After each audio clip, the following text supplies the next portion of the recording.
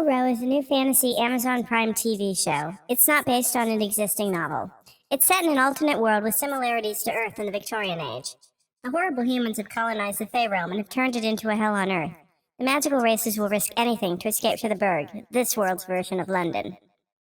The main characters are Philo, a police investigator that works in the Fey slums of Carnival Row, and Vignette, a Fey resistance fighter of sorts who is forced to flee to the Burg. They have history together. The best thing about Carnival Row is the casting. Cara Delevingne naturally looks like an elf. Orlando Bloom does too, but he can't help it. Questions abound from the opening scene. How did the barbed wire Fey catchers work? What prevented anyone from climbing through the giant holes? Did trees here fall? There are never storms? Not a single wire cutter? Why do the corpses on the wire seem to be weightless? Why are there corpses? They can do all the maintenance on the wires and not take the bodies down? Why are they all at the same decay rate? Why does no one think to hide behind a tree? This makes no strategic sense. Even if the men on the island were armed, they had antiquated weapons that wouldn't allow repeat firing. They didn't have much oomph. What prevented the fairies from doing night bombings? The most likely reason for all of this? Limited special effects budget to show hundreds of flying fairies. I have major problems with the Fae's wings. They look terrible and make no sense. Why are they so floppy? If they're floppy, why do they need to be strapped down? Yet these same wings can support a man's weight while in sexual congress? Not only that, but she's supporting him mid-air only by coitus. The hashtag Fae Kegels game must be strong. I personally would not want to be suspended mid-air by my baby-making parts. I hope the Fae magic makes them weightless. Other than the Fae's flying, blue hair, and horns, there's no magic at all.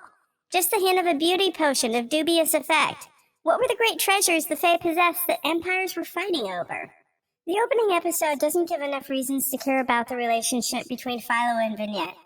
I am more interested in the horrors than anyone else. I want to know more about the Fae's purported hoo-hoo that feels like a sack of greased weasels. How do they know? Are the people still doing the ferret down the trousers game? It's called ferret legging. I'm not kidding, it's on Wikipedia. Don't weasels bite? I want to know. Also, I want to see a man with his pants full of angry weasels. The anticipated confrontation between Vignette and the unexpectedly living Philo is underwhelming. I found myself more worried about her breaking up a set of nice silverware by throwing away the knife she threatened him with. It would have been more interesting if Vignette had appeared a few minutes earlier with Philo's lover in his bed. The name of the episode is Some Dark God Wakes, and instead of building up throughout, we don't get a hint of the meaning until the end.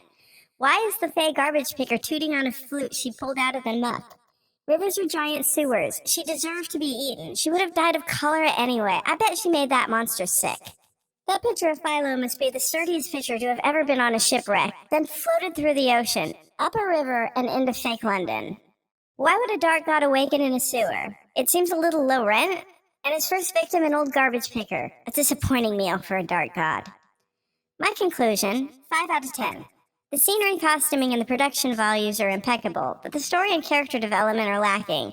There are 8 episodes in the first season, with the second season already greenlit. Hopefully everything will come together.